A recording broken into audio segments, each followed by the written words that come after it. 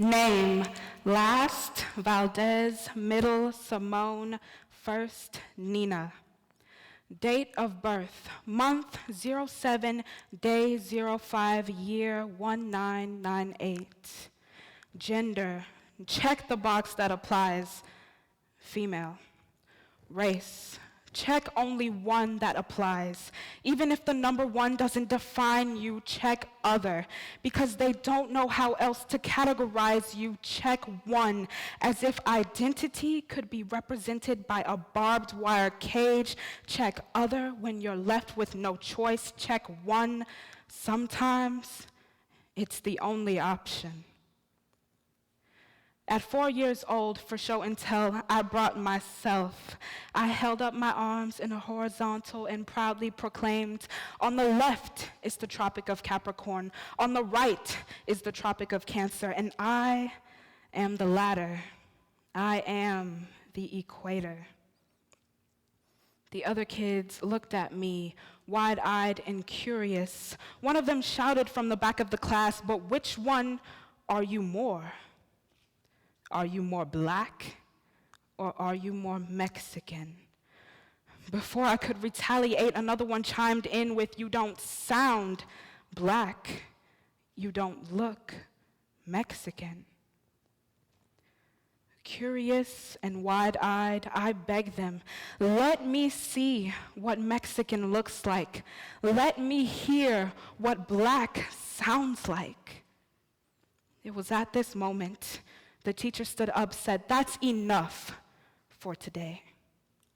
So I held my tongue, and I held it some more, and before I could let it go, 8 whole years had washed away beneath my hands. Fast forward to middle school, a jungle of sweat, angst, and braces. I was at a birthday party the first time someone called me negra.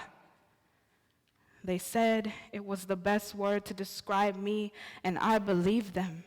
They said it appealed to both my black half and my Mexican half. I spent the rest of the night dreaming of being more than just 2 separate halves.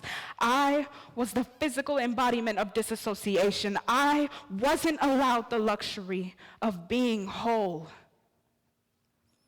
I guess it caught on pretty fast, because the next day, no one remembered my name. I am 17 years old now, and to this day, I still can't speak Spanish.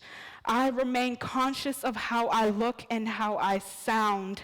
In my dreams, I am as full as the Pacific Ocean, complete with high tides and low tides. When I wake up, I look in the mirror, and the first thing I see is still negra.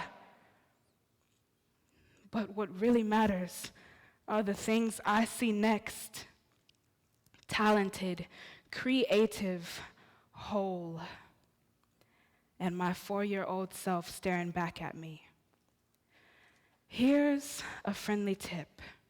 Don't let the voices of others choke out your own.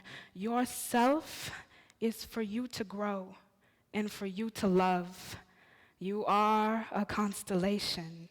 You're light gold and infinite.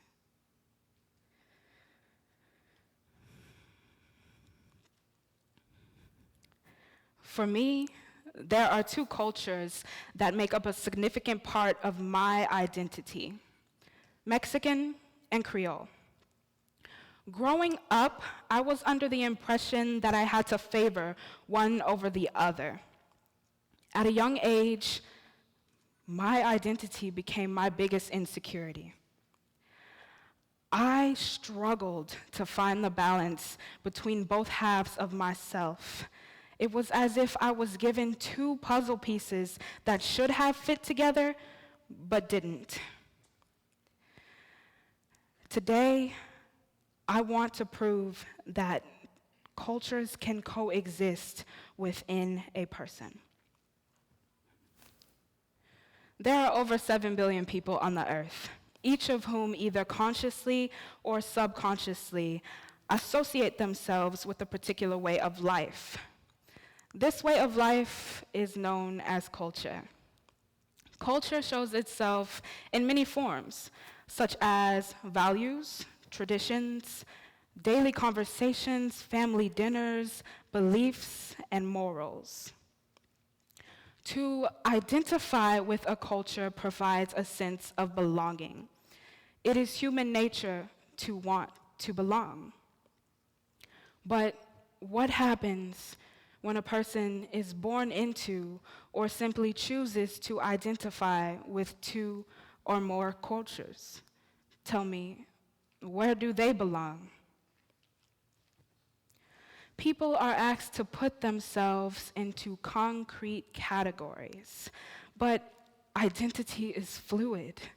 Your identity is not for me to decide, just as mine is not yours. Surveys and biographical information sheets ask a series of either-or questions. Boy or girl, liberal or conservative, Mexican or Creole.